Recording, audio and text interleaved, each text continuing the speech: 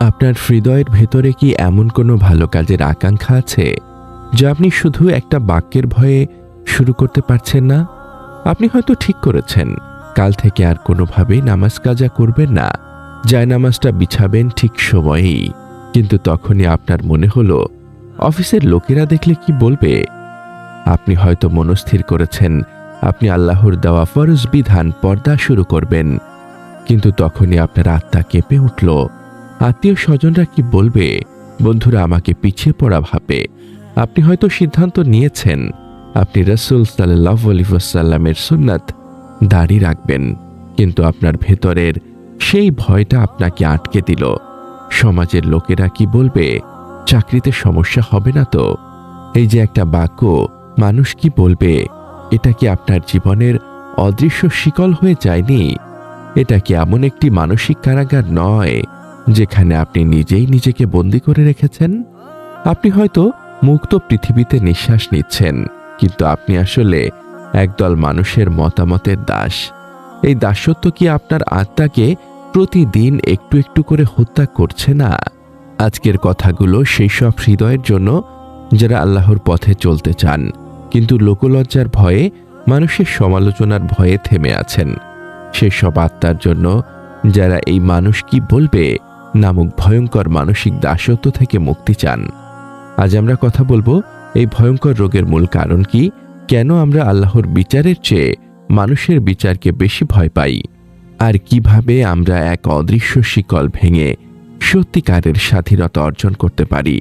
সেই স্বাধীনতা যা আসে শুধুমাত্র এক আল্লাহর ওপর ভরসা করার মাধ্যমে। আজ আমরা শিখব কিভাবে মানুষ কি বলবে এই প্রশ্নটিকে কবর দিয়ে নিজেদেরকে একটিমাত্র প্রশ্ন করা যায়, আমার রব কি বলবেন। আসসালামু আলাইকুম ওয়া রাহমাতুল্লাহি ওয়া বারাকাতুহু। আমাদের চ্যানেলে যদি নতুন হয়ে থাকেন তাহলে চ্যানেলটি সাবস্ক্রাইব করবেন, আর ভিডিওটি যদি ফেসবুক থেকে দেখে থাকেন তাহলে ফেসবুক পেজটি ফলো দিয়ে আমাদের সাথেই থাকবেন, যেখানে আমরা ইসলামের সমৃদ্ধ ইতিহাস ও জীবনের গভীর শিক্ষাকে আপনার হৃদয়ে পৌঁছে দেওয়ার চেষ্টা করি, যেন প্রতিটি আত্মা প্রশান্তি খুঁজে পায়। আপনার ঈমানি জীবনকে আরো সমৃদ্ধ করতে চান? আমাদের ব্লগে পড়ুন অনুপ্রেরণামূলক প্রবন্ধ, শুনুন হৃদয় ছোঁয়া অডিও এবং আপনার জীবনের প্রতিটি প্রশ্নের ইসলামিক সমাধান খুঁজে নিন। আমাদের ওয়েবসাইটের লিংক ডেসক্রিপশন বক্সে দেওয়া হলো। মানুষ কি বলবে, এই ভয়টা আসলে কি? এটা হলো রিয়া বা লোক দেখানো আমলের ঠিক উল্টো পিঠ। রিয়া হলো মানুষের প্রশংসা পাওয়ার জন্য ভালো কাজ করা, আর মানুষ কি বলবে এই ভয়টা হলো মানুষের নিন্দা বা উপহাস এড়ানোর জন্য ভালো কাজ না করা বা খারাপ কাজে লিপ্ত হওয়া। দুটোই সমান ভয়ঙ্কর, কারণ দুটো রোগেরই কেন্দ্রবিন্দুতে আছে মানুষ, আল্লাহ নন। আপনি যখন মানুষের ভয়ে আল্লাহর কোনো হুকুম পালনে আপোষ করেন, হোক তা পর্দা, দাড়ি, সলাত বা হালাল হারামের কোনো বিষয়, তখন আপনি প্রকারান্তরে আল্লাহর চেয়ে মানুষকে বড় মনে করছেন। আপনি আল্লাহর সন্তুষ্টির চেয়ে মানুষের সন্তুষ্টিকে বেশি গুরুত্ব দিচ্ছেন। আপনি আল্লাহর ক্রোধের চেয়ে মানুষের উপহাসকে বেশি ভয় করছেন। এটা কি ঈমানের দুর্বলতা নয়? এটা কি তাওয়াক্কুলের অভাব নয়? ইমাম শাফি রহমাতুল্লাহ আলাইহি বলেছেন এক কালজয়ী কথা, মানুষের সন্তুষ্টি এমন এক লক্ষ্য যা কখনো অর্জন করা সম্ভব নয়। সুতরাং তোমরা নিয়তকে আল্লাহর জন্য বিশুদ্ধ করো। আপনি কখনোই পৃথিবীর সব মানুষকে খুশি করতে পারবেন না, এটা অসম্ভব। আপনি যদি পর্দা করেন, একদল মানুষ আপনাকে পিছিয়ে পড়া বলবে। আপনি যদি পর্দা না করেন, আর একদল মানুষ আপনাকে বেহায়া বলবে। আপনি যদি দাড়ি রাখেন, একদল আপনাকে জঙ্গি ভাববে। আপনি যদি না রাখেন, আর একদল আপনাকে ফাসিক বলবে। আপনি যদি টাকা জমান, মানুষ আপনাকে লোভী বলবে। আপনি যদি সব দান করে দেন, মানুষ আপনাকে বোকা বলবে। মানুষ আপনাকে নিয়ে কথা বলবেই, এটাই তাদের কাজ। তাহলে আপনি কেন সেই মানুষের মতামতের উপর ভিত্তি করে আপনার জান্নাত বা জাহান্নামের ফয়সালা করছেন? এই মানসিক দাসত্বের মূল কারণ হলো আমরা ভুলে গেছি সম্মান বা অপমান, লাভ বা ক্ষতি এর একচ্ছত্র মালিককে। আমরা ভাবি অমুক বস আমার চাকরিতে সমস্যা করবে, অমুক আত্মীয় আমাকে ত্যাগ করবে, বন্ধুরা আমাকে নিয়ে হাসাহাসি করবে। আমরা ভুলে যাই আল্লাহর সেই ওয়াদা যা তিনি রাসূল সাল্লাল্লাহু আলাইহি ওয়াসাল্লামের মাধ্যমে ইবনে আব্বাস রাদিয়াল্লাহু তাআলা আনহুকে শিখিয়েছিলেন। সেই কালজয়ী হাদিসটি রাসূল সাল্লাল্লাহু আলাইহি ওয়াসাল্লাম বলেছেন, জেনে রাখো, যদি সমগ্র জাতীয় তোমার কোনো উপকার করার জন্য একত্রিত হয়, তবে তারা তোমার কোনো উপকার করতে পারবে না, কেবল ততটুকুই করতে পারবে যতটুকু আল্লাহ তোমার জন্য লিখে রেখেছেন। আর যদি সমগ্র জাতীয় তোমার কোনো ক্ষতি করার জন্য একত্রিত হয়, তবে তারা তোমার কোনো ক্ষতি করতে পারবে না, কেবল ততটুকুই করতে পারবে যতটুকু আল্লাহ তোমার জন্য লিখে রেখেছেন। কলম উঠিয়ে নেওয়া হয়েছে এবং কালি শুকিয়ে গেছে। সুনানে তিরমিজি 2516। হাদিসটি সহিহ। আল্লাহু আকবার। আপনার তাকদীরে যা লেখা আছে তাই হবে। পৃথিবীর সব মানুষ মিলেও আপনার একটা চুল বাঁকা করতে পারবে না।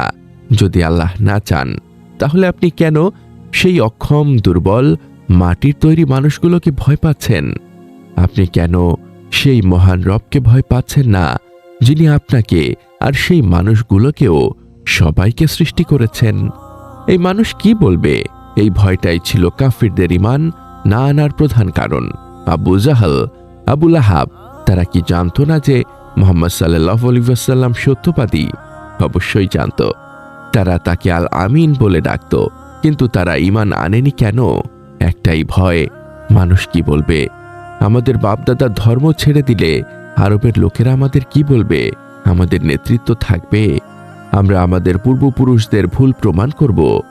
রাসূল সাল্লাল্লাহু আলাইহি ওয়াসাল্লামের চাচা আবু তালিব, যিনি নবীজি সাল্লাল্লাহু আলাইহি ওয়াসাল্লামকে নিজের জীবনের চেয়েও বেশি ভালোবেসেছেন, তাকে রক্ষা করার জন্য সবকিছু করেছেন, তিনিও শেষ মুহূর্তে ঈমান আনতে পারেননি। কেন? কারণ তার বসা ছিল আবু জাহলরা।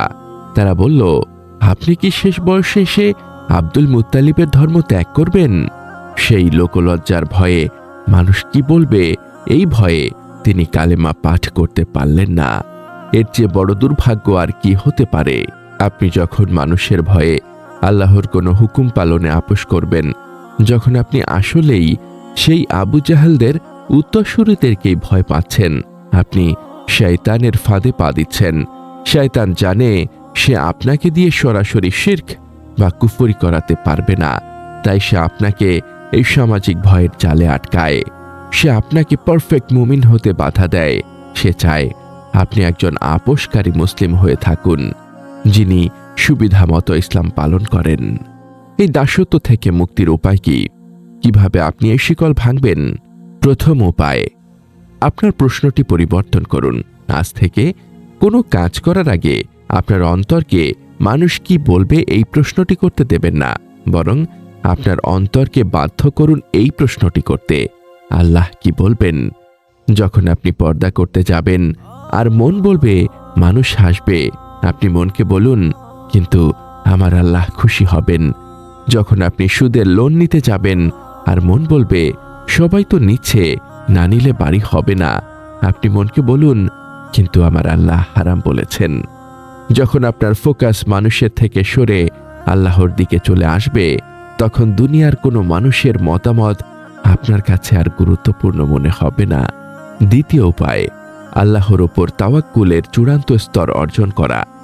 রাসূলুল্লাহ সাল্লাল্লাহু আলাইহি ওয়াসাল্লাম বলেছেন এক অসাধারণ হাদিস, যা এই রোগের জন্য অব্যর্থ মহাঔষধ। তিনি বলেছেন, যে ব্যক্তি মানুষের অসন্তুষ্টির বিনিময়ে আল্লাহর সন্তুষ্টি অন্বেষণ করে, আল্লাহ তার প্রতি সন্তুষ্ট হন এবং মানুষদেরকেও তার প্রতি সন্তুষ্ট করে দেন। আর যে ব্যক্তি আল্লাহর অসন্তুষ্টির বিনিময়ে মানুষের সন্তুষ্টি অন্বেষণ করে, আল্লাহ তার প্রতি অসন্তুষ্ট হন এবং মানুষদেরকেও তার প্রতি অসন্তুষ্ট করে দেন। সুনানে তিরমিজি 2414। সহিহ। এই হাদিসটি আপনারা দেওয়ালে লিখে রাখুন। আপনি যদি আজ আল্লাহর হুকুম মানতে গিয়ে আপনার পরিবার বা বন্ধুদের অসন্তুষ্ট করেন, তবে ধৈর্য ধরুন। আল্লাহ নিজে আপনার প্রতি সন্তুষ্ট হবেন এবং তিনি সেই মানুষগুলোর অন্তর আপনার জন্য নরম করে দেবেন।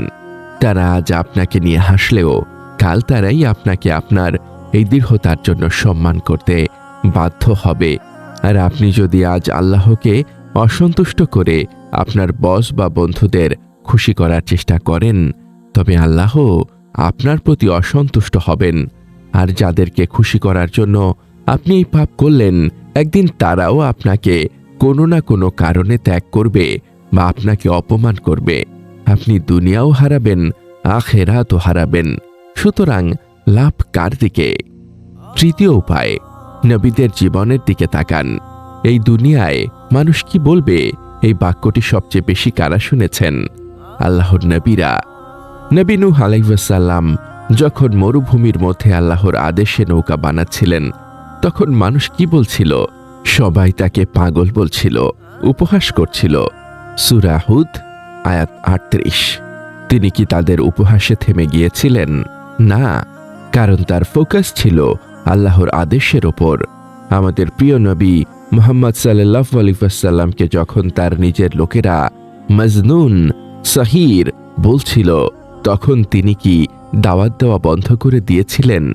না, কারণ তিনি জানতেন মানুষ কি বলছে তা গুরুত্বপূর্ণ নয়, আল্লাহ কি বলছেন সেটাই গুরুত্বপূর্ণ। চতুর্থ উপায়, মৃত্যুর কথা স্মরণ করুন।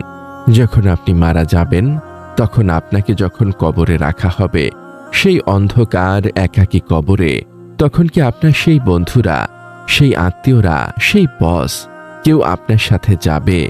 কেউ যাবে না। আপনার সাথে যাবে শুধু আপনার আমল। সেদিন আল্লাহর ফেরেশতারা যখন আপনাকে প্রশ্ন করবেন, তখন কি আপনি বলতে পারবেন, হে আল্লাহ, আমি তোমার হুকুম মানতে পারিনি, কারণ আমার বন্ধুরা হাসাহাসি করত? সেই উত্তর কি সেদিন কোনো কাজে আসবে? আসবে না। যে মানুষগুলোর ভয়ে আপনি আজ আপোষ করছেন, কিয়ামতের দিন সেই মানুষগুলোই আপনাকে চিনতে অস্বীকার করবে। হে আমার ভাই, আমার বোন, সত্যিকারের স্বাধীনতা সেই দিনই আসবে যেদিন আপনার অন্তর এই সত্যটি গ্রহণ করে নেবে যে আপনার একমাত্র বিচারক আল্লাহ, আপনার একমাত্র প্রশংসাকারী হওয়া উচিত আল্লাহ, আপনার একমাত্র ভয় হওয়া উচিত আল্লাহকে। মানুষকে ভয় পাওয়া হলো এক মানসিক দাসত্ব, আর আল্লাহকে ভয় পাওয়া হলো ইবাদত এবং সত্যিকারের স্বাধীনতা। আজই সিদ্ধান্ত নিন, আপনি কি এই ক্ষণস্থায়ী দুনিয়ার কিছু মানুষের মতামতের দাস হয়ে থাকবেন, নাকি আপনি সেই মহান রবের খাঁটি বান্দা হয়ে জীবনযাপন করবেন, যিনি আপনাকে সৃষ্টি করেছেন? Choice is yours. হে আল্লাহ, হে আল আজিজ, হে আল ওয়ালি। আমরা দুর্বল, আমরা মানুষকে ভয় পাই, লোকলজ্জার ভয়ে, মানুষের উপহাসের ভয়ে আমরা তোমার হুকুম পালনে আপোষ করে ফেলি। ইয়া আল্লাহ, তুমি আমাদের অন্তর থেকে সৃষ্টির ভয় দূর করে শুধু তোমার ভয় স্থাপন করে দাও। তুমি আমাদের অন্তর থেকে এই মানসিক দাসত্বের শিকল কেটে দাও। আমাদেরকে সেই তৌফিক দাও যেন আমরা মানুষ কি বলবে এই প্রশ্নকে কবর দিয়ে শুধু আল্লাহ কি বলবেন এই প্রশ্নকে আঁকড়ে ধরতে পারি।